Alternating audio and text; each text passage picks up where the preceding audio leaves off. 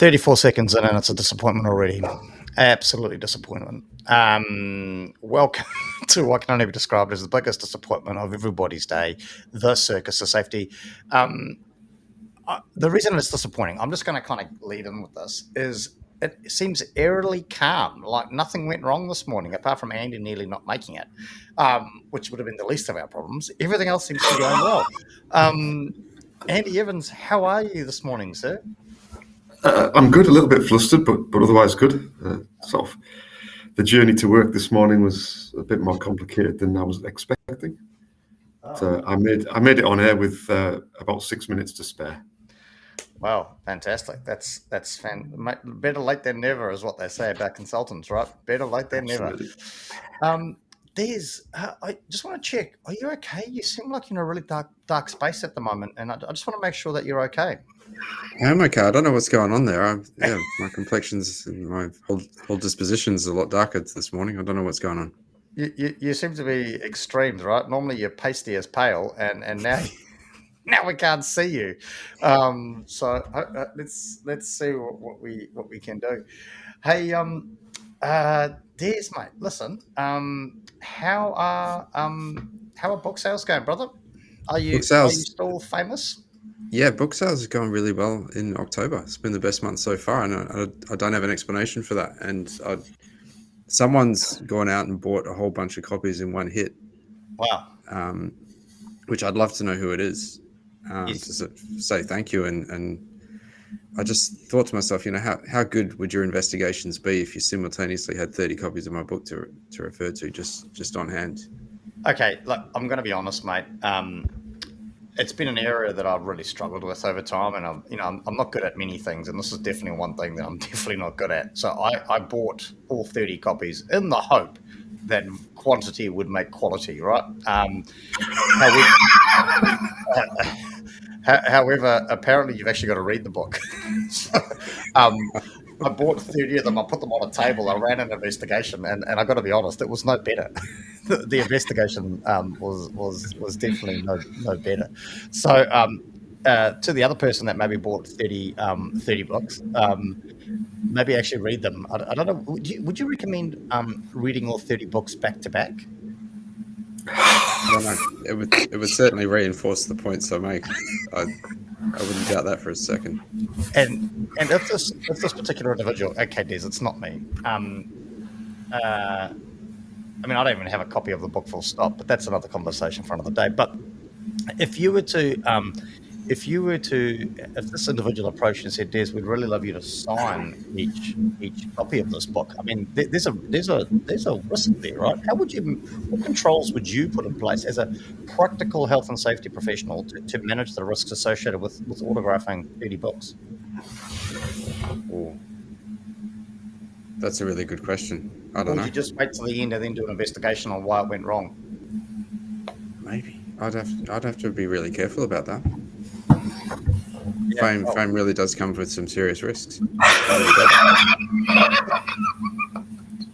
It does, Des. It does.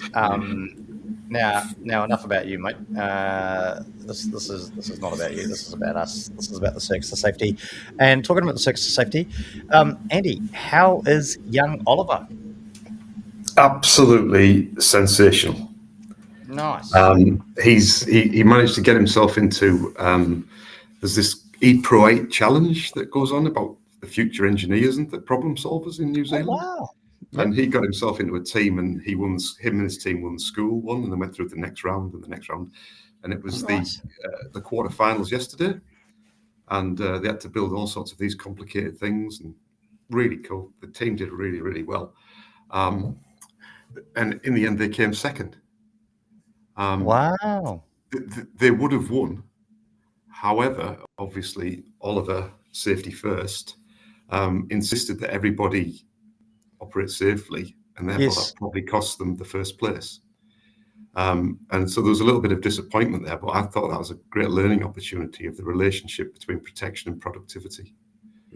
Wow. And even though they came second, they've all still got both eyes. Whereas the team that came first can't see, right? So well, no, but they were more likely to have lost their eyes. Oh, here we go. Here's that whole likelihood. But at the end of the day, mate, they're winners and Oliver's a loser. So we gotta. Wow. Wow. Mate, I'm not holding back today. I'm pulling all the punches, mate. So if you're expecting some PC kind of nonsense to make us all feel better about ourselves, you're gonna love tune into another show. I'll pass that on to Oliver when I see him this afternoon. Anyway, we might move on. Now, Des, I got to ask. You mentioned over here, and I'm going to go here. You mentioned you've been jumping on a few other podcasts to promote the book. Quick question for you: of all the podcasts that you've been on, trying to sell your soul, where does ours actually rate in terms of overall content, delivery, preparation? What are your thoughts based on your worldly experiences? Ours is definitely a lot more loose. Is that how you describe it? Yeah, that's probably the kindest way I can describe it. They've all been very organized. They're very good interviewers. So the questions they ask are actually pretty challenging. They put me on the spot. Versus the ones that I asked you about your book, like where was my copy, or why was I not involved, or have you ever actually done an investigation in your life? But you mean you're telling me those kind of questions aren't thought-provoking and challenging? Not particularly, no. They're rather easy. Don't require much input. Yeah. Wow. Okay. Okay, well that's fair enough. Well, maybe if you decide to turn up to a planning meeting, you can help contribute to making the show a bit better. But nonetheless, let's move on, team. We're running out of time. I had to wrap the red knots. In this day in safety, well, I can't actually confirm that because the date was unknown. Not only was the date unknown, but apparently on this unknown date on this day in safety, an unspecified industrial accident and explosive plant in Tennessee killed 16 people.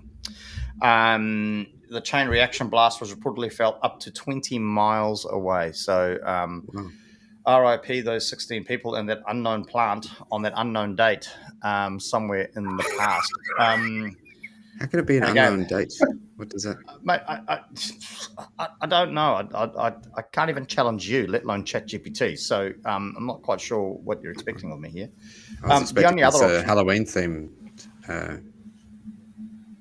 This day in history, there was some sort of Halloween-related accident, something like that. Well, possibly. I mean, I think talking about Halloween, I'm going to try something here. So we're going to see what happens. But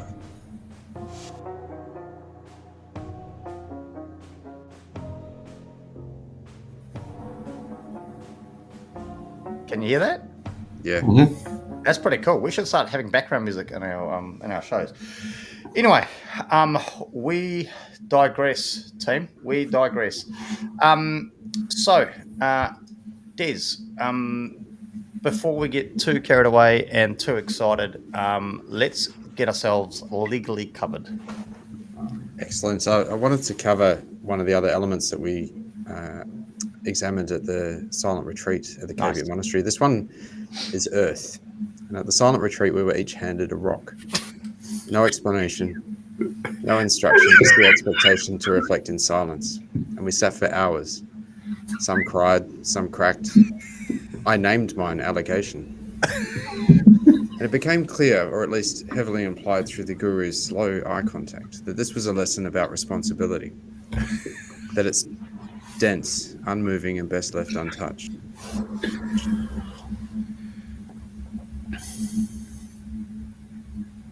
Later, a small parchment was found under someone's rock, fundable. And so with the sedimentary boulder, I offer this podcast is not advice.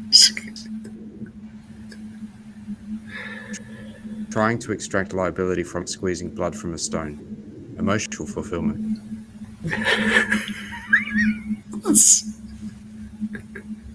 Is it just me, or are is he dropping in and out? Yeah. I missed. Is it? Does the disclaimer still work if half of it's missing? Can we not progress until we've fully disclaimed? I don't know. He can't even hear us to give us legal advice. So something's happened. Hey, Andy, listen. Don't tell me my internet was dropping. He did describe this show as loose. Loose as a goose is what he said. So who gives a rat's about disclaimers and legal liability? Yeah. Let's just get into it. I don't even think he knows that he disappeared halfway through that. Des, are you back? Well, I think I am, and yeah, I can't believe my reading of that disclaimer was spot on. And the fact that it didn't make it through is really disappointing. We're going to have to do a special recording, mate, because that was priceless. In fact, arguably one of your best ever. I mean, your word count was true to form. Well, that's the real shame. Nonetheless, are we? See, I jinxed it, right? I said everything was eerily calm and quiet and good to go, and there we go. Des messed it up.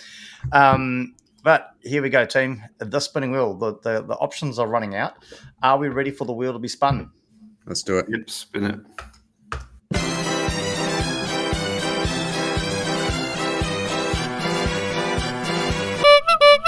There we go. Can controls become hazards? The age-old question. Can they become? Sorry, I'm trying to read the chat and I'm trying to read this on the screen. Can controls become hazards? Listen, let's jump straight over to Andy. Your thoughts, mate? Can controls become hazards? I mean, a great starting point here would be to define the key terms. So what do we mean by control and what do we mean by hazard?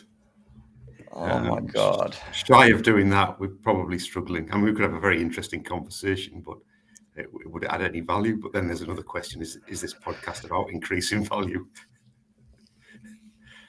So over to you, Des. I was holding out. I thought these are the two probably most used terms and well-defined terms in safety. Is he going to ask for a definition this time? And we got one. Hell yeah. That's all I can say. Well, okay. So what you're saying is Andy is predictable. If anything, he is predictable. So there's thinking about this thing, controls versus should we go? Let's entertain Andy here for a minute, right? Let's entertain him. Can controls become hazards? So let's look to put some kind of definition, if we shall. Let's be a little bit risque today. When you think about the word controls, what comes to mind? How are you defining that in your own mind? Are you talking to Andy or me? You, Des. You. Okay, so it's something that you put in place to minimize the risk of a hazard causing harm. Or eliminate. Causing harm. Okay, I could roll with that. Andy, I see your smirk coming across your face. Des put himself out there, be gentle with him. What do you think of Des's definition? Oh, I think it's absolutely fine. It might be a bit loose, but it's fine.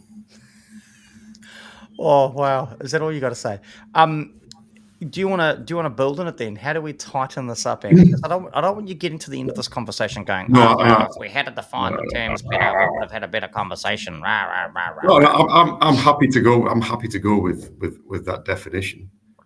We just need to be quite clear that because he's used a couple of other terms in there, we need to make sure that we've defined them. So it's the hazard. What do we mean by hazard?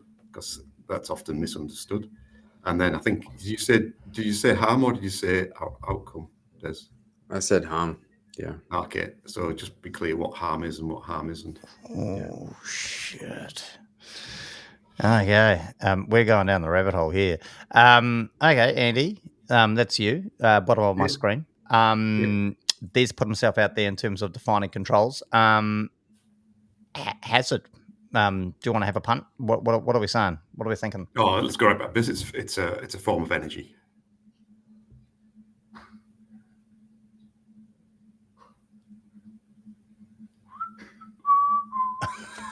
form of energy. So you've got electricity, you've got gas, compressed gases, and you've got hazards. They're a form of energy. Are we jumping on that bandwagon, are we? Are we going down this road? Well, we can do. I mean, this is the beauty of it, right? We can go down any road we want. Well, I mean, we could go with the generic stuff. It's something that has the potential to cause harm. Yeah, let's keep it simple, mate. For people like me, let's not get all airy fairy kind of scientific on it. Let's just keep it true to form, really basic. What is a hazard? Something that has potential to cause harm. Let's keep it that level, right? Cool. Okay. So, and harm is a negative impact on a person. On a person. Okay. Thanks, Andy. Des, you got any issues before we move forward with this? That's fine. Let's do it. You're fine. Cool. Rip the Band-Aid off. So, based on that now, Andy, now that we've landed some kind of definitions, what are your thoughts? Can controls, so this is where it becomes a conundrum, right? I think, is that the word I'm looking for? A conundrum. Because this is where it becomes a conundrum. So controls are things we put in place to effectively manage the hazards or manage the harm, right? That may be caused from the hazard. But then we're saying that those controls that we put in place to manage that thing could then also become hazards. What are your thoughts? The word I have a bit of a problem with the word become. Because something either is a hazard or it isn't. So things don't become hazards. They either are hazards or they're not hazards. Because so let me try to rephrase this. Here we go. So the things we put in place to manage one thing, can they cause more harm? Yes. So of course they can. Seatbelts, right? You wear a seatbelt to stop you getting thrown out of the vehicle, but the seatbelt could cause you harm. If you don't wear the seatbelt, you get thrown out of the vehicle. The seatbelt doesn't hurt you, but the road does. If I had two hands, I'd be doing this, right? Like so what we're saying is it's a balance, right? Is the harm caused by the control you put in place? I don't know if the word better is the right word to be using, but is the less harmful, right? Yeah, less harmful. There we go. Okay, so you're saying, yep, cool. Des, what about you? What are your thoughts? Can those things that we put in place to manage one thing also still cause us harm? Are you in agreement with Andy on this? Are we going to be on the let's hold hands, sing Kumbaya bandwagon this entire show? Because if we are, we might as well hang up. I think I might be in agreement with him, but it might contradict his definition of a hazard, his first one. Because if a control becomes or is a hazard in and of itself, then it's a form of energy, which doesn't make any sense. So are all of your controls a form of energy? Well, I mean, absolutely. And this is where I was sort of going with those definitions up front and playing around with it a little bit. It's way more complex than that. But I thought we'd gone back to the sort of more approachable and accessible definitions. But I agree with you, Des. There's a whole discussion to be had there. But if we keep it at that sort of relatively simplistic level, I think a control can become a hazard. Ugh. I actually thought this discussion would go a different way because I was thinking when people put in a control like a blanket rule for everyone must wear gloves at all times or glasses at all times or must reverse vehicles at all times, reverse park, that can sometimes be problematic. Yeah, but I mean, that goes back to that definition then is if we say control is something that reduces the risk of harm, then if a blanket rule isn't doing that, then is it a control? Yeah. What do you reckon, Brenton cannot believe where this has gone. He's chomping at the bit to dive into this conversation. Look at him. Sorry, I was just checking out my stock account, seeing how my shares are performing. Well, and listen, I'm just going to put it. You wonder why people hate safety, right? Listen to you two, rev it on. Can we look at it from a different point of view? Can we look at it from a different way? Oh, so now we're going to have so now, isn't this exactly the problem? So simple statement. Can controls be hazards, right? Simple statement.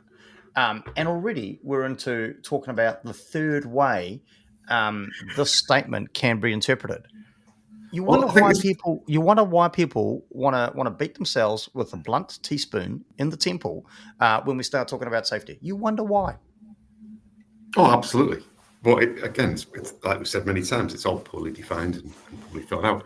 If we apply it to psychosocial, I think this is quite an interesting one. So what we're really talking about here is the human stress response. So you're put in a position where you're exposed to something that your body can't easily cope with. Yeah, so your amygdala kicks in, dumps a whole heap of cortisol, adrenaline, all that sort of stuff into your bloodstream, right? That is a control. That is controlling whether you run or you stay. It's a control. And we've done a podcast about this, haven't we? I think it was one of your ones, Brenton, about the natural, or I can't remember what it was, but there was something about human behavior. Do we manage risk ourselves or something? It's self-preservation or risk control. Yeah, that's the one. Yeah. And we've got into that. Now, what's interesting about the stress response is that it works really well for a short period of time. So something scares you, you run or you fight, and it works really well.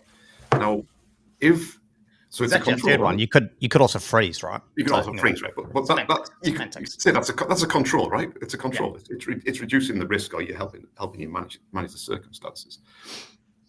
If that level of cortisol, etc., is maintained in the body, then it starts to do real physical harm.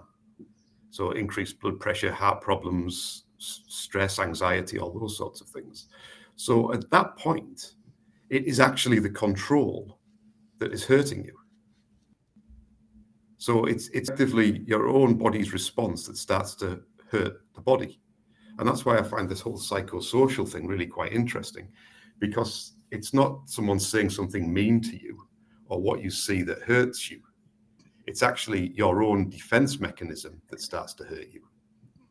And I think that's why you cannot treat the whole psychosocial thing the same as we can treat other aspects of safety. Because the energy exchange or the energy transfer is actually happening inside somebody, when most other safety, it happens externally. But going back to we're going to get real sort of there's a kids cartoon, the Airbender, whatever it's called, right? We're going to get real kind of airbendery on it. So, but you brought it up again. So how does it work then? You've touched on it again. So you've got energy transferring within you. Hazards are energy, controls are energy, so everything's energy.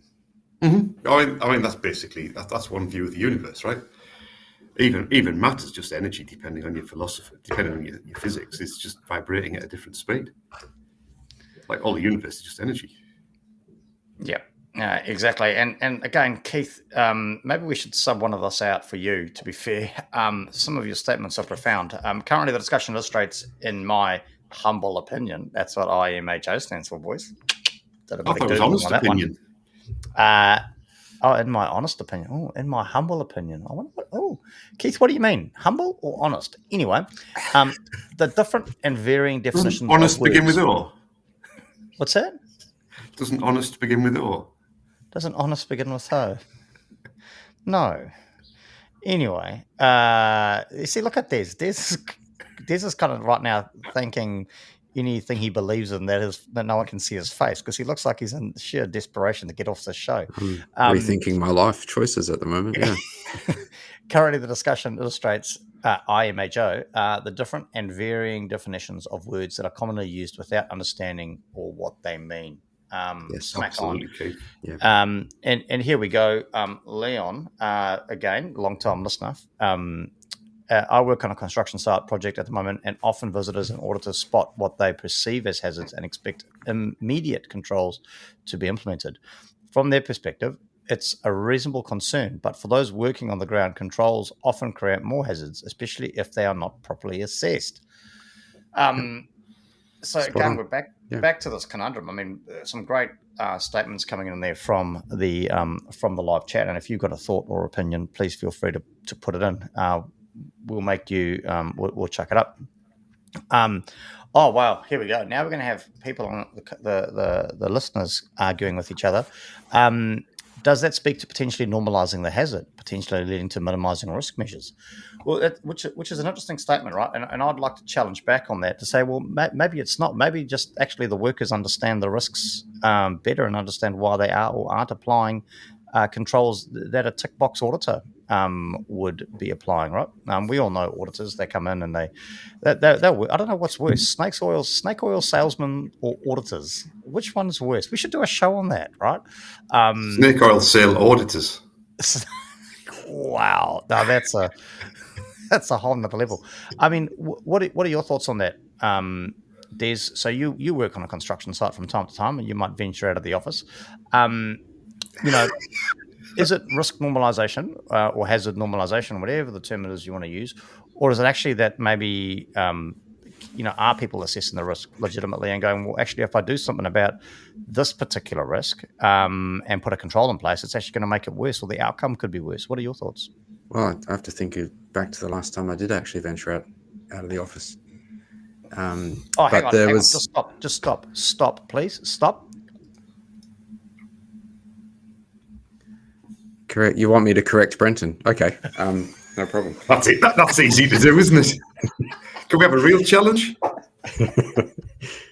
No, he was saying Brenton is correct. Anyway, sorry, Des. I had to interrupt you for that groundbreaking news. I think Leon's probably the one and only person that's ever suggested for a minute that I'm correct. Okay, carry on, Des. So thinking back to the last time you were actually on a construction site.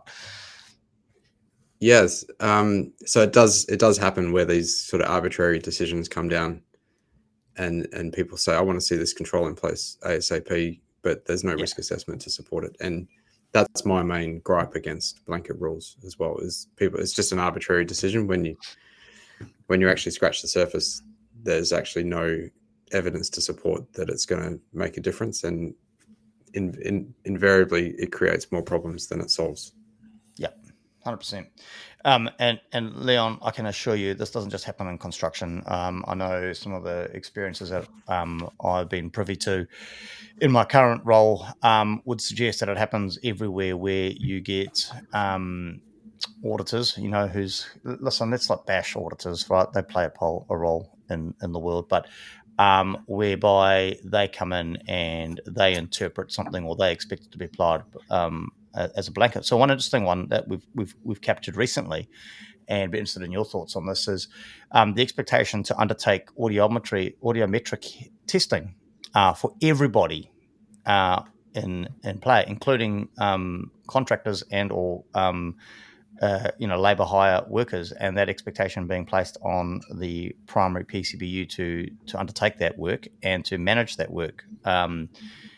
That's how they've interpreted that requirement to undertake health monitoring, and they've pushing back, saying, well, no, you've got to manage everybody on site, including contractors and labour hire workers, which has been a fascinating conversation to be had. I see you scrunching your face up there, Andy. I mean, what are your thoughts on that? That seems like a strange view of overlapping duties. Well, it's how they've interpreted this one line in an audit tool, right? Are all people on site audiometrically tested? And they've gone, well, that includes everybody, which is a fascinating conversation, right? Well, I mean, yeah. So you're going back to that thing. Why are we doing safety? Are we doing it to meet an audit requirement? Or are we doing it to meet legal obligations? Are we doing it to save people's lives? Right. And somewhere between those three, we all exist. It's just finding where, right? Because that statement and that approach creates a whole bunch of legal risk, right? In terms of, like you said, Andy, those overlapping duties and the like. I mean, there's any kind of further builds on that before we sort of head off back down the dark path? Yeah, it's a fundamentally flawed audit question. I would have thought that requirement doesn't exist anywhere, and so someone's just incorrectly transcribed that requirement into an audit tool and is now holding you to account. It doesn't make any sense, and it would create legal risk. It would create privacy risk. Yep. They should know better. Fantastic. Now, boys, I need some people that are far more educated than myself. So, Robert McCauley, again, long-time listener. Thanks for diving back in, Robert. He would suggest poorly developed, understood, applied controls that lack understanding of WAI versus WAD. I just need some help understanding what those two things are. Can create additional workers imagined versus workers done. Oh my God! Okay, he's gone. If we're not acronyming, no. Okay, I'm sorry, Robert. We'll bring you back. I would suggest poorly developed, understood, applied controls that lack understanding of work as imagined versus work as done can create additional hazards / risks to those in the workplace. So it looks like Robert is agreeing with kind of where we're going here. So I guess the challenge that we find. So, firstly, the first issue that I've identified is that there's three ways we can look at this, right? But herein lies the conundrum. So, is this where snake oil salesmen continually maintain employment? Because what are you doing? So you've identified a hazard, right? And you're now assessing the risk that hazard presents to your people or your organization or the like. Great to see you actually helped somebody, Andy. But don't worry, Robert, there'll be an invoice coming, I'm sure.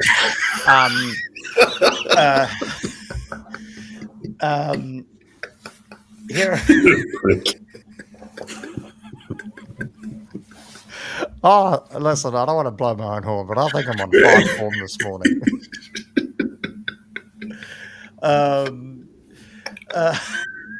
Sorry. Okay. Herein lies the conundrum. So you've identified a hazard. You've got to assess the risk. You implement controls, right? I get all that. Then what are you doing? Another risk assessment on the controls that you put in place to manage the hazard that you were originally assessing. And where do you stop, man? This is weird. And that's exactly right. And that's what happens in high hazard industries. Is you look at layers of protection analysis, you look at the implication of that control. That's why you would do a HAZOP. All those sorts of things are all focused on that. What I get a little bit worried about is that people take it way too far. Like in an office environment, people almost make up hazards, so they say they're doing safety. You know, when the reality is that it's a low risk environment. And also, why make hazards up? Why write a 16-page SOP for using the toaster? Mate, because if you're eating your toast, it's a psychosocial risk, right? Like your day just starts off really badly. Well, the live chat is going live. I mean, Des, your thoughts? Like, does this not just create a black hole of nonsense, really? And is this where the term safety clutter comes in? I mean, where do you start? Where do you stop? What's reasonable, right? You're a lawyer, aren't you, or nearly still, kind of thing? I think it's a product of not getting the risk assessment right in the first instance. If you're doing your risk assessment well in the first instance, you're not going to have this issue. Well, it's a lot less likely, and certainly in a high risk environment, you want to do HAZOPs and further risk assessment for certain things. But yeah, this problem comes out of poor risk assessment or lack of risk assessment. Absolutely. I'm so disappointed. I had a moment of sheer brilliance, which would have been a whole nother show, and I've just lost it. I'm struggling with this having to write with my left hand thing, and by the time I worked out and engaged my brain to engage my left hand, I lost the topic. Wow. Now I'm on the back foot here a little bit, boys, to be fair.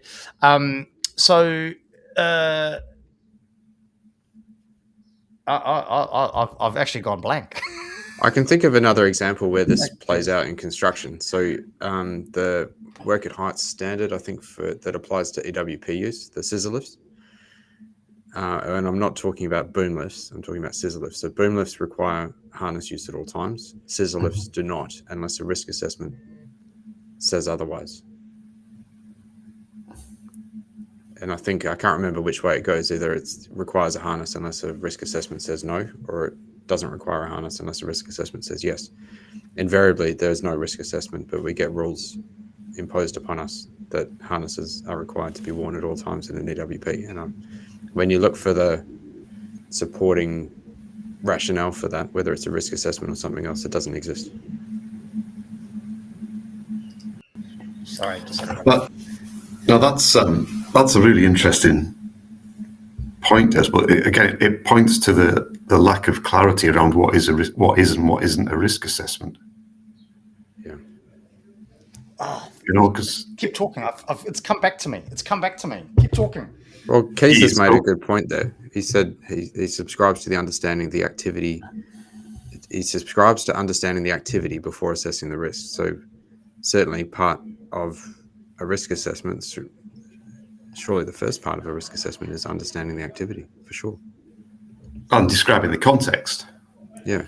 So let me know if I haven't got that right, Keith. But Yeah, I agree wholeheartedly. Over to you, Brenton. You've built this up now. This better be good. No, well, and another whole topic. I'm going to throw it on the wheel. And it kind of sticks to something else, and I don't know if this is the right language to be using, but I think it's worth exploring our risk assessments in their current form. You know, we try to put risk assessments in a box, right? We try to create these templates, JSAs, JSEAs, SWIMs, and we create these beautiful line items and the like. And so my question and my challenge that I'd like to kind of discuss on another show is: are risk assessments too binary? Are we trying to be, and is that what's actually causing the problem? Because again, when you think about this, right? If we take this matrix style approach to the fact that the controls we put in place to manage certain hazards in their own right can be controls or energy, can be hazards or energy, fighting energy, or whatever we want to describe it. How do you articulate that effectively on a line itemed Word doc that it's really challenging, right? So, and I'm not suggesting that bow tie is the ultimate answer, but it is something a bit more kind of free flowing, open ended. A better approach to undertaking risk assessments, and do we actually need to consider moving away from these typical JSA type, SWIM type structured formats? I know there's something to be said for structure, don't get me wrong, but yeah, so something I think will be worth exploring. So I'm going to chuck this on the wheel now, so that way we can bump Des's topics for another 12 months, and because we know his topics don't come up. But yeah, so something to think about. Now, Andy, I think you've got Are you about to start teaching? Because this sounds like something you would say. Does it not speak to creating further hazardous activity, not necessarily a hazard itself? That's phenomenally wise. Yeah, it's almost like you've got an employee tuned into the show, baiting comments as we get along. I would never do such a thing. What I mean, or are you suggesting that there's? I mean, I still am dumbfounded that somebody actually is employed by you, and wanted Me too. Put their entire financial future in your hands. Nonetheless, snake oil sales must be good.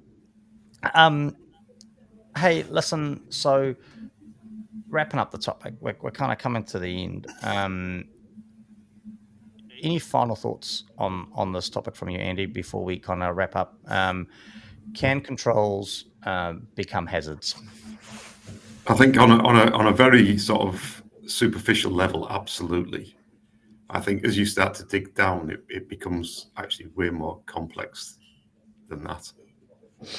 But can a control hurt you? Yes, it can. I think this is going to lead beautifully into our one of our wheel topics, right? Is safety complicated or complex? Because clearly we're proving that maybe it is actually quite, well, I don't know whether it's complicated or complex, right? That's quite an interesting conversation. It is. Des, your final thoughts. Can controls become hazards?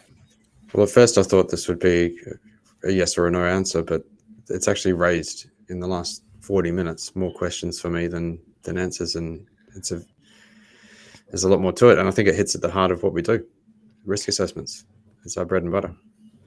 Yeah, no, spot on. Hopefully, did you write down those questions so we can use them as show topics going forward? I'm recording. Nice. That's the lawyer brain coming out. Yeah, my take on it all. Yeah, definitely. I think the controls that sometimes we try to put in place to manage hazards and the risks that those hazards present definitely can create controls. And I think I really like where I've landed on this. I am thinking a lot of it comes down to the fact that we're trying to create, we're using a very binary method, I think that's the word I want to use, to try to assess these things. And clearly they're not. Whether you subscribe to the concept of pushing energy around or just stock standard hazards and controls or whatever you want to call it, I think it's not as simple as we like to think it is, and we're trying to put a complicated or complex thing into a binary box, which is never going to go well. And there we go, folks. That is our show on Can Controls Become Hazards? Wow, that was definitely not where we thought it would go. Now, hopefully, our latest follower, hopefully they feel that the show went where they were expecting. And not that we do this for the followers, but it is, I don't know whether it's now pleasing, intimidating, or scary. But the fact that we've got a considerable number of followers now, but the latest one to join the list, Katrine Hornsby. So Katrine Hornsby, HSQ manager at Bryant Building Contractors in Queensland. So Andy, you actually did go on a work trip. You were there. Yes, absolutely, I did. Your entire trip was to bring on one more follower for this show. Listen, whatever your company invested into that junket, it was worth it, mate. It was absolutely. Can we not say junket? Could we just say work trip? What your company invested into sending you over there on behalf of the Circus of Safety to obtain one more follower for the show, your commitment to the show goes beyond the Inland Revenue's reach. I'm telling you now. Stop it.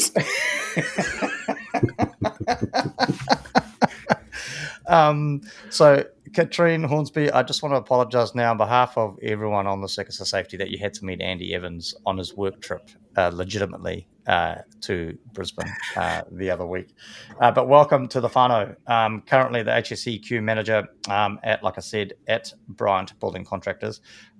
Previously the HSQ advisor, so great to see progression happening there. She's been there for a while, just over 7 years. So enjoy your weekend. Des, mate, what have you got coming up over the next couple of weeks, mate?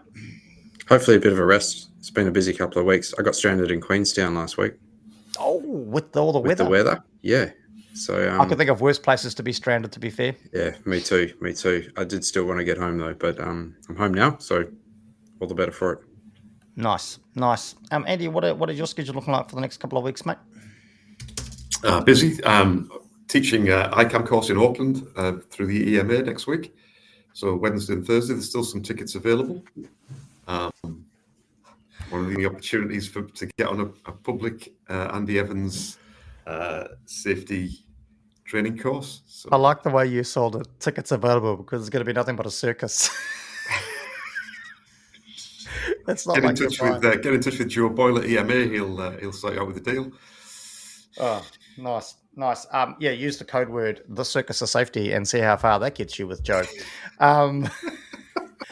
Fantastic. No, good, Andy. Good to see you actually doing some work. Giving back to the community that is safety. I'm excited.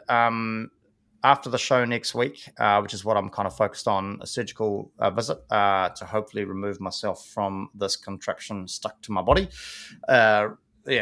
Learning lots of new things and how to maximize only having one arm. So found some new tips and tricks getting myself through, but definitely getting to the point of sheer frustration now and just want to get out of this and back to a little bit of normality. So something to look forward to.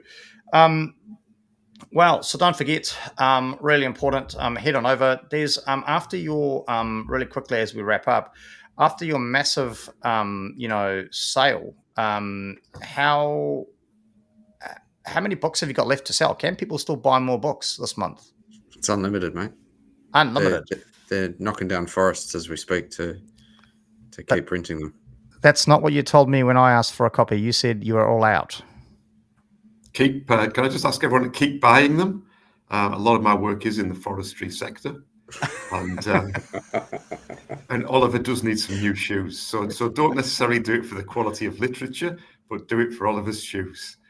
Nice. Do it for Oliver's shoes. There we go, Des. You could use that as part of your marketing. Well, folks, it's been a pleasure. It's been great. I hope you've got something out of it and look forward to catching up with you all next time. Cool. Thank you. See you then. Guys.